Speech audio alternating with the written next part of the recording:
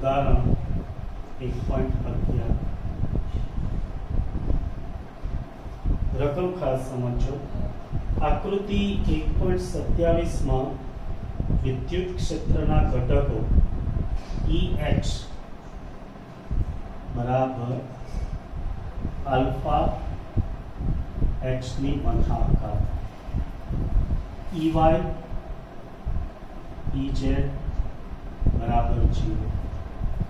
આનો મતલબ એવો થાય કે ભાઈ વિદ્યુત ક્ષેત્ર છે એ ફક્ત x દિશામાં છે, બરાબર ને? એના y અને z ઘટક શૂન્ય છે, એનો મતલબ વિદ્યુત ક્ષેત્ર ફક્ત x દિશામાં છે.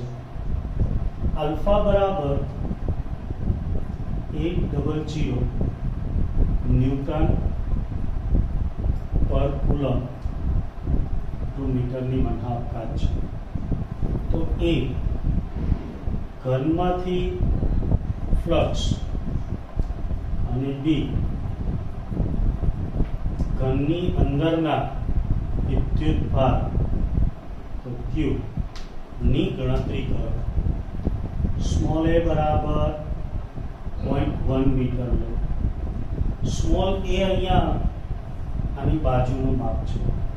જો ટેક્સ્ટ બુક ન હોય તો આકૃતિ દોરીએ, પણ જો દરેક પાસે ટેક્સ્ટ બુક હોય તો તમને દેખાશે જ. ચલો દોરી દો. આ રીતના છે. અહીંયા x અક્ષ છે, y અક્ષ, z અક્ષ. અહીંયા કોઈ ચોરસ છે,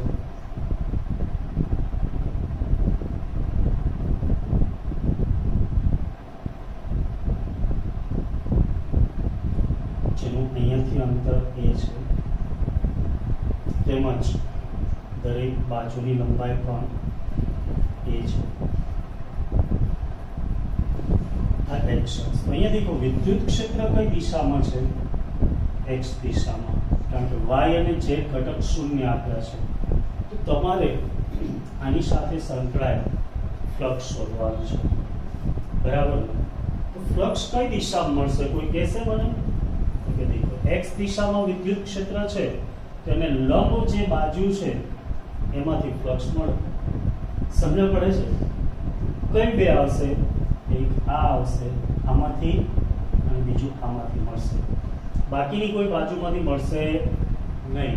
બોલો ક્લિયર? હા, ચલો. તો આમાં આ જે છે એને હું ડાબી બાજુ કહું અને આને જમણી બાજુ. ફ્લક્સનું સૂત્ર શું? Yes, phi is equal to સદિશ E ડોટ સદિશ A, બરાબર ને? તો એની અંદર એ તો આપણી પાસે છે, કારણ કે આ ચોરસ છે એટલે એનું ક્ષેત્રફળ તમે ક્યાંય પણ લેશો a સ્ક્વેર થશે. આપણે ખાલી વિદ્યુત ક્ષેત્ર લેવું પડે. તો ફર્સ્ટ બોલો ડાબી બાજુ એટલે આ બાજુ વિદ્યુત ક્ષેત્ર કેટલું થાય? એને આપણે EL કહી દઈએ. તો સૂત્ર તો છે આલ્ફા x ની 1/2 ઘાત. બોલો આ બાજુ x કેટલા છે? કોઈ કહેશે? હા, a જેટલા. જો આ x અંતર કહેવાય, ડાબી બાજુ આ x કેટલા છે? a જેટલા, એટલે a ની 1/2 ઘાત. ચલો આ જ રીતના જમણી બાજુ વિદ્યુત ક્ષેત્ર ER, આ જમણી બાજુ. ચલો અહીંયા વિદ્યુત ક્ષેત્રનું મૂલ્ય કોઈ કહેશે? આલ્ફા x ની 1/2 ઘાત. x બરાબર કેટલા થશે? 2a. દેખો ભાઈ આ a પ્લસ a, તો શું આવશે? આલ્ફા 2a ની 1/2 ઘાત. સમજણ પડી ભાઈ દરેકને? મજા આવે છે? હા, બહુ સિમ્પલ છે ભાઈ. આ સૂત્ર તમને આપી દીધું છે. તમે ડાબી બાજુ લો ત્યારે x બરાબર a અને જમણી બાજુ લો ત્યારે x બરાબર 2a, કારણ કે a પ્લસ a, રાઈટ? બાકી કોઈ ફરક નથી પડતો. હવે વિદ્યુત ક્ષેત્ર મળી ગયું તો ફ્લક્સ મેળવી લો. તો ડાબી બાજુમાંથી બહાર આવતું ફ્લક્સ, જેને હું કહી દઉં 5L, બોલો ફ્લક્સ નું સૂત્ર આપણને આવડે તો કે હા આવડે ને શું આવે EA cos થીટા તેથી 5L બરાબર E ની જગ્યાએ EL a સ્ક્વેર ક્ષેત્રફળ તો એ જ થશે અને ડાબી બાજુ અહીંયા લો છો થીટા કેટલો આવશે ભાઈ આ વિદ્યુત ક્ષેત્ર છે તમે આ બાજુ લો તો 180 યસ સરસ જેને જવાબ આપ્યો એ સરસ EL into a square cos 180 તો cos 180 એટલે -1 તો હું આમ લખી શકું -EL into a સ્ક્વેર ચલો હવે કોણ કહેશે જમણી બાજુમાંથી બહાર આવતું ફ્લક્સ જેને કહીએ 5R સૂત્ર તો એ જ EA cos થીટા બોલો 5R બરાબર E ની જગ્યાએ ER a ની જગ્યાએ a સ્ક્વેર અહીંયા આ જમણી બાજુ છે તો E ની દિશા અને a બંને એક જ દિશામાં એટલે cos 0 એટલે 1 તો શું આવે ER a સ્ક્વેર ચલો પહેલો પોઈન્ટ વિદ્યુત ક્ષેત્ર બીજો પોઈન્ટ વિદ્યુત ફ્લક્સ આના સિવાયની કોઈ બાજુમાંથી ફ્લક્સ બહાર આવશે નહીં તો બોલો કુલ ફ્લક્સ કેટલું થાય કારણ કે આપણને કુલ ફ્લક્સ કીધું છે બંનેનો સરવાળો 5R પ્લસ 5L 5R એટલે ER a સ્ક્વેર માઇનસ છે plus minus EL a square બંનેમાંથી a સ્ક્વેર બહાર આવશે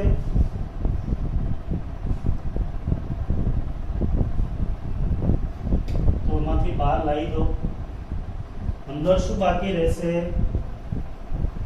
a સ્ક્વેર ને બહાર લાવી દો યસ ER માઇનસ EL આ બંનેની કિંમત તો કે દેખો આપણે ઉપર પહેલેથી મેળવી લીધી હતી યાદ છે ને એટલે જ આપણે પહેલેથી મેળવી લીધી હતી તો જરૂર પડશે તો ER ની જગ્યાએ શું લખાય આલ્ફા 2a ની 1/2 માઇનસ EL ની જગ્યાએ આલ્ફા a ની 1/2 હજી જો આમાંથી કોણ સામાન્ય આવશે તો કે a સ્ક્વેર છે બંનેમાંથી આલ્ફા કોમન આવશે a ની 1/2 પણ બહાર આવી જશે તો અહીંયા શું બાકી રહેશે 2 ની 1/2 જેને √2 કહેવાય અહીંયાથી તો બધું જ જતું રહ્યું એટલે 1 બસ હવે અહીંયા કિંમત મૂકી દઈએ a એટલે તમને આપેલા છે ભાઈ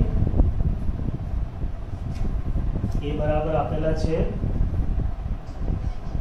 હા જુઓ ત્યાં તમને કીધું છે કે a બરાબર 0.1 મીટર હે ને તો 0.1 નો સ્ક્વેર આલ્ફા આપેલા છે તો કે હા 800 0.1 ની 1/3 વર્ગમૂળમાં 2 એટલે 1.414 એમાંથી 1 બાદ કરો ચાલો તો સાદુરૂપ આપી દઈએ તો 0.1 લખીને એને વર્ગમૂળની નિશાની દબાવો જે આવે એની સાથે 800 ગુણી દો જે આવે એની સાથે 0.1 ગુણ્યા 0.1 ગુણ્યા 0.414 કરો છે કેટલા આવે છે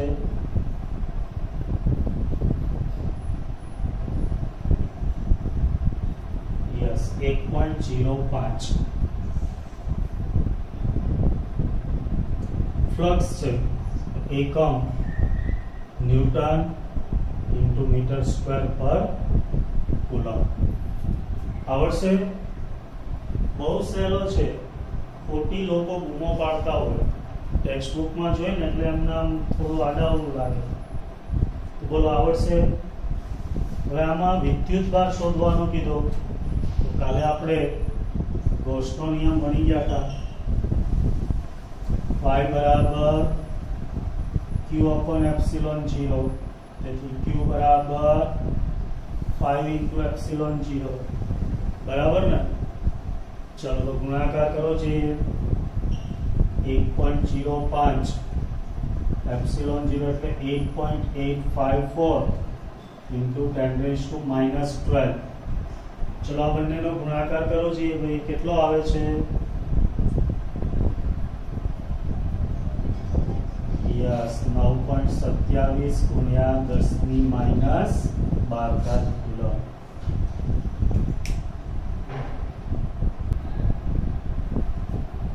ઉદાહરણ 1.12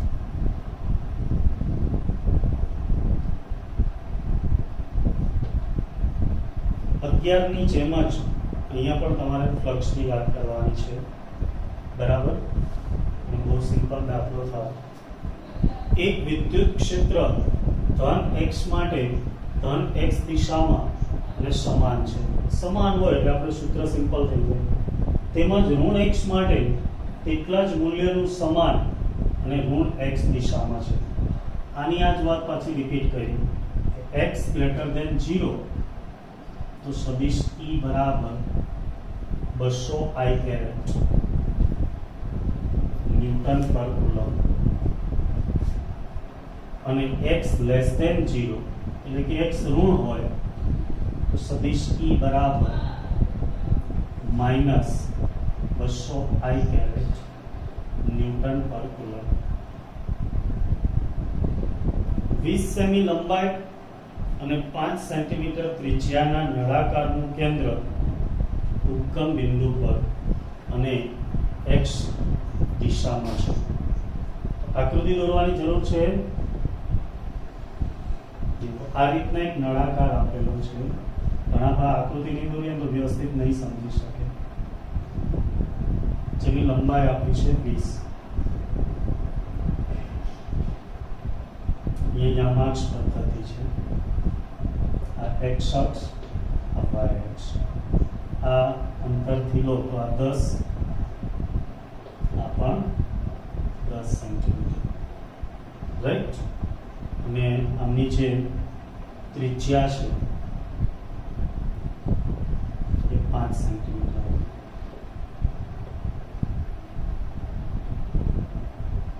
આવું તમને કીધું છે બરાબર ને તો સપાટી x બરાબર +10 અને x બરાબર +10 કહેવાય પહેલી બાજુ અને x બરાબર -10 આગળ આ બીજી બાજુ x બરાબર -10 આગળ છે તો એ દરેક સપાટ બાજુમાંથી બહાર આવતું કુલ ફ્લક્સ કેટલું હશે આ બંને બાજુમાંથી બહાર આવતું ફ્લક્સ કેટલું હશે એ આપણે શોધવાનું છે સિમ્પલ થઈ જાય ભાઈ ફ્લક્સમાં આપણે બે જ વસ્તુની જરૂર છે એક વિદ્યુત ક્ષેત્રફળ અને દિશા જે તમને અહીંયા આપેલ જ છે બીજું નળાકારની વક્ર બાજુમાંથી ફ્લક્સ કેટલું છે તો વક્ર બાજુ એટલે આમાંથી પસાર થતું ફ્લક્સ શોધવાનું છે तो देखो E ની દિશા આ હોય અને વક્ર બાજુની દિશા આ હોય તો θ 90 થાય એટલે તો 0 થશે ગણતરીમાં ગણશું હમણાં આપણે C નળાકારમાંથી બહાર આવતું કુલ ફ્લક્સ એટલે બંનેનો સરવાળો અને D નળાકારની અંદર કુલ વિદ્યુતભાર કેટલો આ ચાર પ્રશ્નો જોવાના છે બરાબર ચલો તો પહેલા આપણે A ની વાત કરીએ જમણી બાજુ चलो आमादी बहार आवता फ्लक्स माटे कोई सूत्र कहेशे हाँ सदिश स्वरूपे भी लखी शको અને ડાયરેક્ટ મૂલ્ય સ્વરૂપે પણ લખી શકો આપણે મૂલ્ય સ્વરૂપે લખીએ E A cos θ યાદ છે ને દરેકને હા ચલો E કેટલા છે તો કે દેખો E નું મૂલ્ય +200 A કેટલા થાય તો કે જો આનો 8 છેદ છે ને વર્તુળાકાર છે એટલે πr² cos θ કેટલા તો કે જો બંને એક જ દિશામાં એટલે cos 0 એટલે 1 થાય તો અહીંયા 200 પાઈ એટલે 3.14 r કેટલા આપ્યા છે 5 સેન્ટીમીટર તો એને મીટરમાં લખીએ તો 5 ગુણ્યા 10 ની માઇનસ 2 ઘાતનો વર્ગ, તો 10 ની માઇનસ 4 ઘાત 25. ચલો 25 ગુણ્યા 3.14 ગુણ્યા 200 કરો જોઈએ, તો 4 પોઈન્ટ ખસી જાઓ, કેટલા આવે છે 1.57 ન્યૂટન ઇન્ટુ મીટર સ્ક્વેર પર કુલમ. ચલો આ જ રીતના બી ડાબી બાજુમાંથી, ચલો જમણી અને ડાબી ભેગું આપ્યું છે એટલે આપણે બી નામ બીજા નાખ્યું છે. ચલો ડાબી બાજુમાંથી બહાર આવતું ફ્લક્સ, જેને કહી દે φ2. બોલો શું થશે સૂત્ર હવે તમને આવડશે? Yes, E A cos theta. E એટલે 200, A એટલે પાઈ r સ્ક્વેર, cos થીટામાં cos 180. સમજા પડે ને ભાઈ? હા, અહીંયા માઇનસ 200, કારણ કે આ થીટા બરાબર 0, પણ આ બાજુ લો તો ક્ષેત્રફળ આ દિશામાં થાય અને વિદ્યુત ક્ષેત્ર આ દિશામાં, તો એની વચ્ચેનો ખૂણો કેટલો થાય? 180. તેથી બોલો φ2 બરાબર માઇનસ 200 ગુણ્યા 3.14 r સ્ક્વેર એટલે 5 ગુણ્યા 10 ની માઇનસ 2 ઘાતનો વર્ગ અને cos 180 એટલે -1. તો માઇનસ માઇનસ પ્લસ થઈ જશે, આનો ગુણાકાર તો હમણાં આપણે કર્યો એટલો જ થાય છે, તો કેટલા આવશે 1.57 ન્યૂટન ઇન્ટુ મીટર સ્ક્વેર પર કુલમ. સમજા પડી ભાઈ દરેકને? બંને બાજુમાંથી બહાર આવતું ફ્લક્સ. યસ. હવે બી તમને વક્ર બાજુ માટે કીધું છે,